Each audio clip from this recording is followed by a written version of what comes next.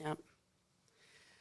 All right. So cool. So shifting gears. Okay. Let's go to our first-time home buyers. Yep. And well, throwing that back on you, because I know, like when you started out in real estate, a big chunk of your business was dealing with a lot of people within your sphere and their children, and their children were buying their first home, and you were very instrumental in helping them make a good decision and kind of analyzing their circumstances. And so what are some of the things that you would recommend for first-time home buyers that they really need to understand before they embark upon that journey? Yeah, so I used to do, and we probably should do another one coming up, but I've done the first-time home buyer seminars because I really think just even the language, right, the words, the vocabulary, when people are throwing around acronyms constantly, and you're a first-time home buyer, and maybe you don't. I know when I bought my home the first time, I didn't want to look stupid, so I didn't ask questions because I was kind of like the youngest one in the room, and I was like, I don't want to look dumb. But when I work with first-time home buyers and we work with them, I always want to educate. I always teach as we go, because I want them to fully understand the whole process. That, buying a first home is super scary, but it's also super exciting. And, knowledge is power.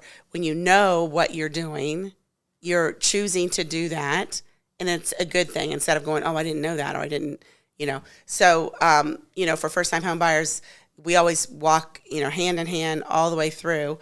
But I think, hooking them up with a good lender, because usually first-time home buyers are not paying with cash, although occasionally we've had a few, but from California, but usually they're not.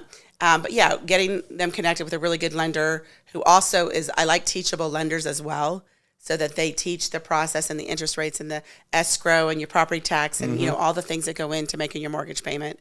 And I have found recently, and I would say in the last probably 4 years, I feel like the younger, and typically your first-time home buyers are younger, but not always.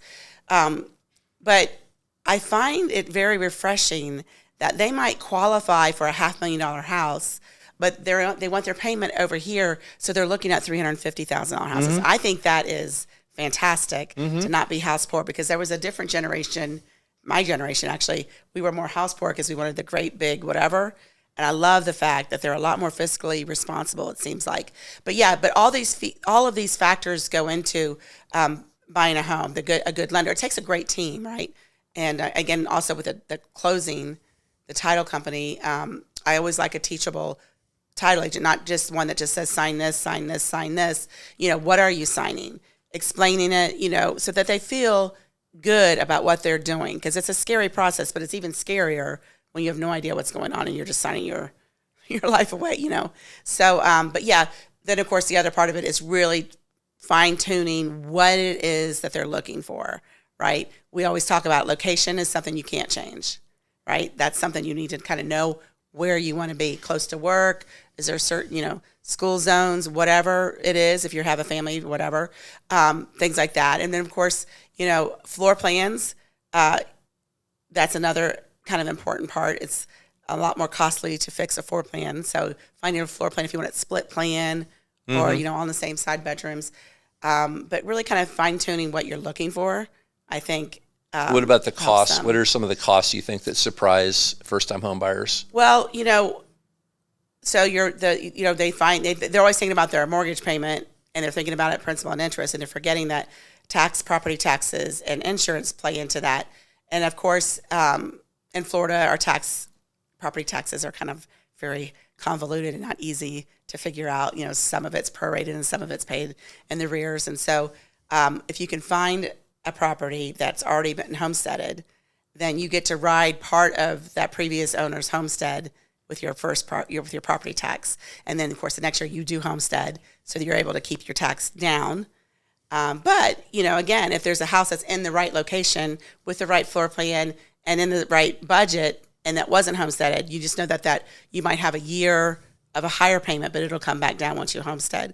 But those are like little factors.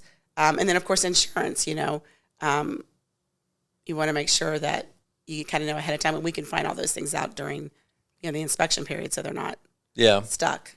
I think something important too, that sometimes they're really taken in by a nicely remodeled kitchen or Yes. a really great looking bathroom or what have you, and With the helping paint it. color and the flooring. Well, yeah, but helping those first time home buyers understand that, yeah, the aesthetic is something that may appeal to them to a great extent. However, they want to make sure, or we want to help them to make sure that the basic systems of the house are in great shape to where they're not going to encounter any major expenses with the plumbing, the electrical, the HVAC, the roof in their first few years of ownership. I mean, you can never see into the future with a crystal ball, but we want to help them ensure that all of those pieces that are big ticket items are in great shape. It's another piece of the team, the inspector. Right.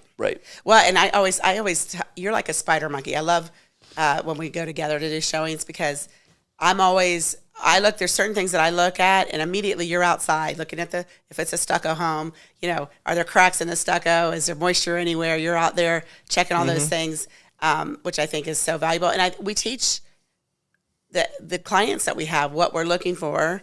And also, Florida has its own set of repairs and own set of maintenance that's different than up north, right? Yeah, for sure. Like I know I had a client once, they were shocked that there was no gutters on a house, that they weren't on all the houses. And I said, oh no, in Florida it's not it's actually an extra usually. It's not an automatic thing. And up north, I guess it's an automatic thing. So these are just differences that when, you move to an area that's different. Same thing with the AC, taking preparation of that water line to make sure it stays clear.